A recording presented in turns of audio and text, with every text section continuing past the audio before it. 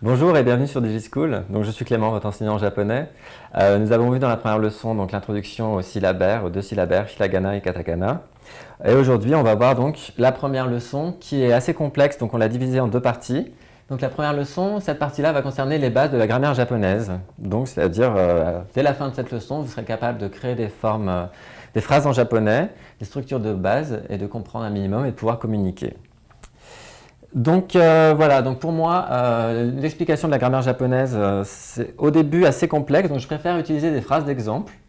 Et bien sûr, on les illustre et on les explique.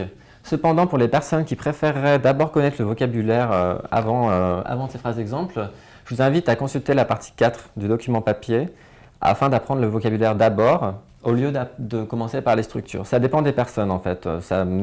Pour mes élèves, la plupart préfèrent d'abord en structure, mais certains fonctionnent d'abord par le vocabulaire d'abord. Donc c'est libre pour vous. Je vous laisse choisir. Alors, donc, on a une première phrase d'exemple. Donc, watashi wa kimura desu. Donc, ceci est la phrase typique, basique japonaise. C'est-à-dire par là que a, le sujet, ici, donc la phrase signifie, pardon, je suis Kimura. Donc, je vais vous l'écrire. Je suis Kimura. Et donc, en fait, sous sa forme la plus simple, la phrase japonaise apparaît également dans l'ordre suivant. Sujet, complément et verbe. Donc, dans un énoncé de type A égale B, on utilise la forme A, wa, donc ici vous le voyez, B, des. Donc, c'est la forme la plus simple de grammaire japonaise. Donc, en fait, qu'est-ce que des, tout d'abord? On pourrait penser que c'est le verbe être. Alors là, je vais vous le lire un petit peu, parce que c'est assez complexe. En fait, c'est pas si complexe que ça, mais je préfère ne pas faire d'erreur, donc je préfère vous lire un petit peu le des, c'est quelques lignes. Donc, des est un mot, mais ayant fonction de verbe, utilisé pour exprimer une assertion polie.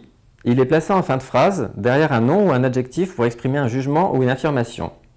Dans les faits, bien qu'il ne s'agisse pas d'un verbe, on peut très généralement le traduire en français par être, c'est, ou est même, tout simplement. En réalité, il existe un verbe pour exprimer le fait d'être en japonais. Donc ce verbe s'appelle imasu, mais il a une consonance beaucoup plus métaphysique. Donc on utilise vraiment des pour dire être, tout simplement, à la forme polie. Par exemple, si vous n'étiez pas poli, mais ça nous le verrons plus tard, vous pouvez simplement exprimer une phrase en watashi wa kimura, et sans le des, et ça marche tout à fait. Simplement, on apprend la forme polie et les bases de la grammaire. Donc on apprend le wa et le des. Donc le des, on a vu ce que c'était. Pour le wa, c'est un peu plus complexe, donc je vais aussi vous le lire, et ensuite nous passerons à la présentation orale. Donc le wa, c'est une particule. Alors qu'est-ce qu'une particule? Alors les particules sont des mots invariables que l'on trouve à l'intérieur ou à la fin d'un énoncé, mais jamais au début. Le japonais étant une langue altaïque, donc une langue altaïque, c'est une langue agglutinante, comme le turc ou le coréen, c'est-à-dire une langue à laquelle on rajoute à chaque mot une particule pour indiquer le sens grammatical de la phrase. Donc, les particules servent donc à préciser la fonction grammaticale des mots ou à les relier entre eux et correspondent souvent aux prépositions de notre langue. Afin d'exprimer la grammaire d'un mot en japonais, on utilise ces particules d'une manière quasi instinctive. C'est-à-dire qu'entre le watashi et le wa, malgré le fait que j'ai mis un espace parce que nous débutons, en fait, on prononce toujours la particule comme si elle faisait partie du mot avant, qui précède. Par exemple, c'est watashi wa kimura desu. Donc voilà, et juste faire attention, vous avez remarqué que c'est la particule ha, enfin c'est le hiragana ha dans les trois cas, par contre je le prononce wa. Pourquoi? Parce que lorsque le hiragana ha se transforme en particule, il se lit wa. Alors qu'est-ce qui indique wa?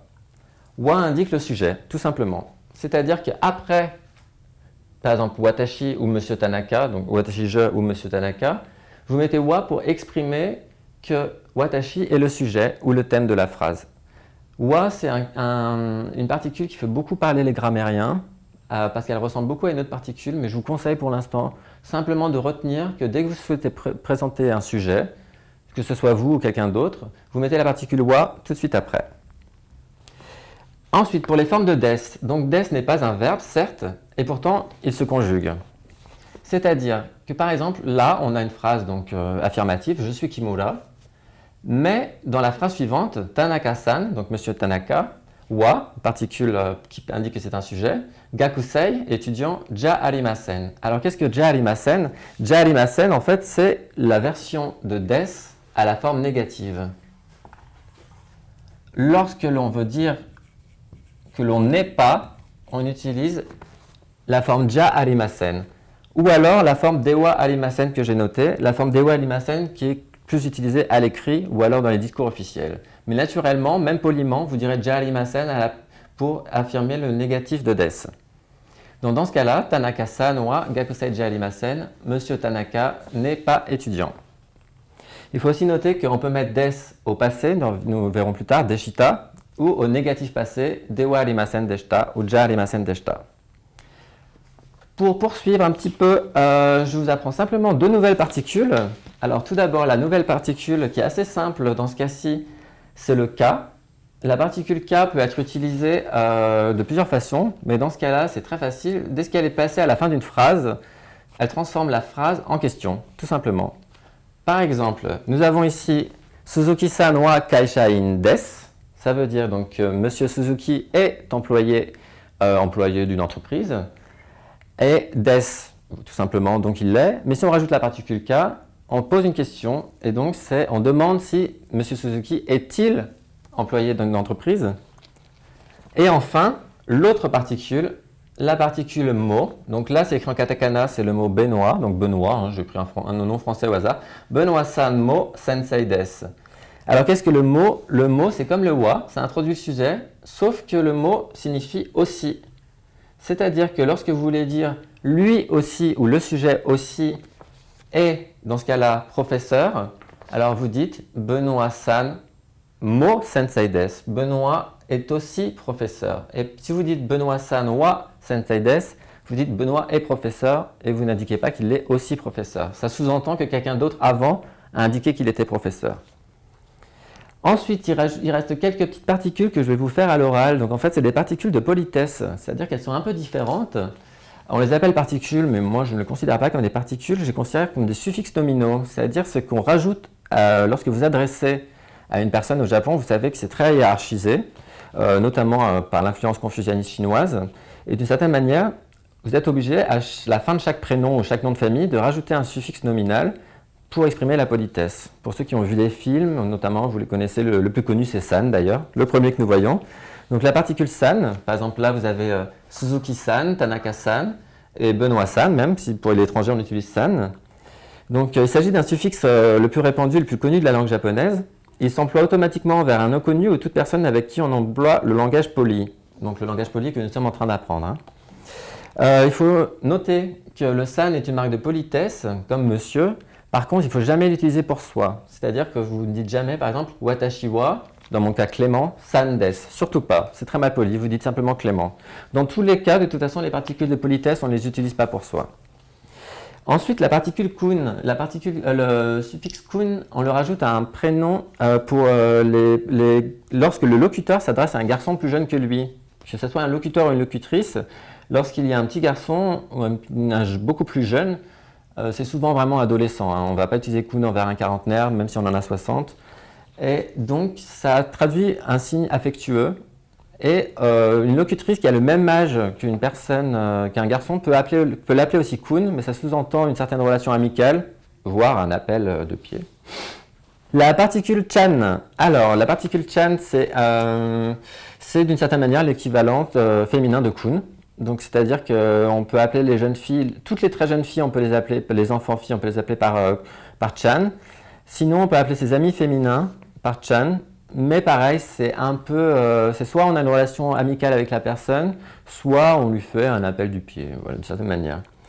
Et enfin, la particule sama, donc la particule sama qui est une particule de profond respect, donc qui est vraiment une descendante directe d'une société hiérarchisée, hein, pour le coup. Et il est notamment utilisé envers ses patrons dans les cadres formels, mais pas seulement, dans les cadres informels aussi, et envers des personnalités politiques, artistiques, et même envers les personnes que vous respectez généralement, ou à qui vous devez montrer le respect.